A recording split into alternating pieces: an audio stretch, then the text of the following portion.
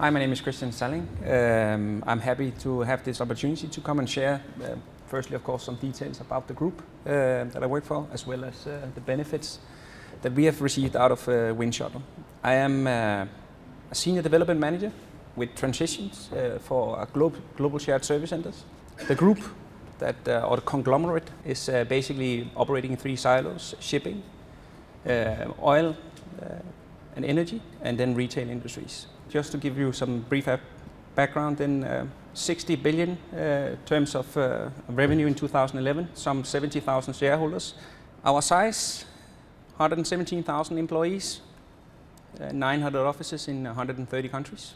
Now this shared service centers, this is basically an initiative that was started in 1999 to ensure that we could operate with the cheapest platform. The company Maersk Line, that is basically owning this shared service center concept, took over another shipping company in '98, and by that starting having multiple platforms for ERP solutions and other things, and then was decided to explore the possibilities of actually setting up these shared services. We currently have 5 centers, and it's kind of been evolving. Headquarter being in Copenhagen, where the group headquarter is. In terms of WindShuttle, as part of this continued growth that we have been doing in the shared service centers, growing from roughly 3 to 10,000 people over 2.5 years. And of course, we are taking in a lot of talent from competitive companies. And among others, we had a candidate joining from another BPO company who then introduced us to WindShuttle. We were already in the process of finalizing the SAP installation, but we could see we had a huge manual workload in terms of people typing in data, and the SAP, being a little bit cumbersome in the user interface.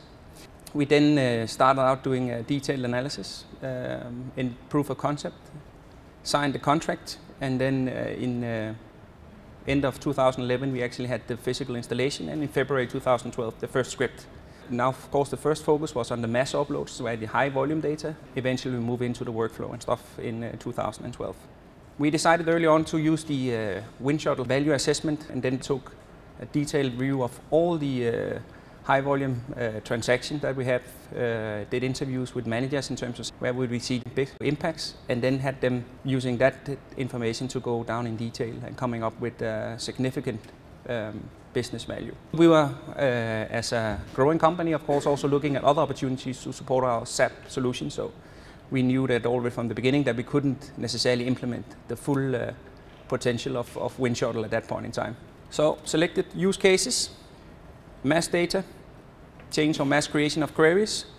For example, some of our data repository was not necessarily as clean as we would like, meaning that we would constantly have to change data, and considering that our business portfolio is probably 500,000 clients, then having to do that manually or in the SAP without any interface would be quite cumbersome.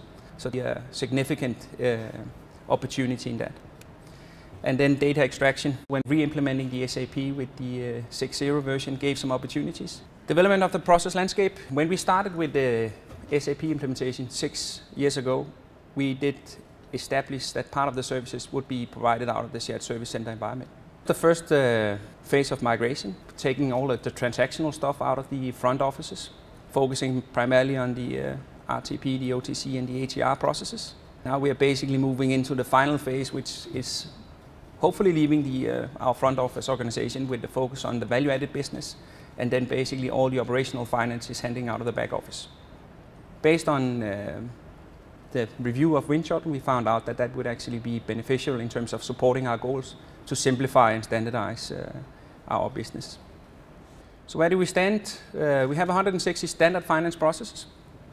A year ago we had close to 2,000 local variants, because every single country have their own way of handling certain part. There might be legislative issues, just the fact that how they're using SAP, and then of course the customers are always requesting specific stuff.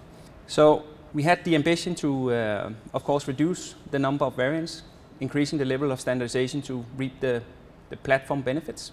So we expect out of this to reduce 200 full-time employees by fully implementing the WindShuttle application across all service centers for the activities that we have selected.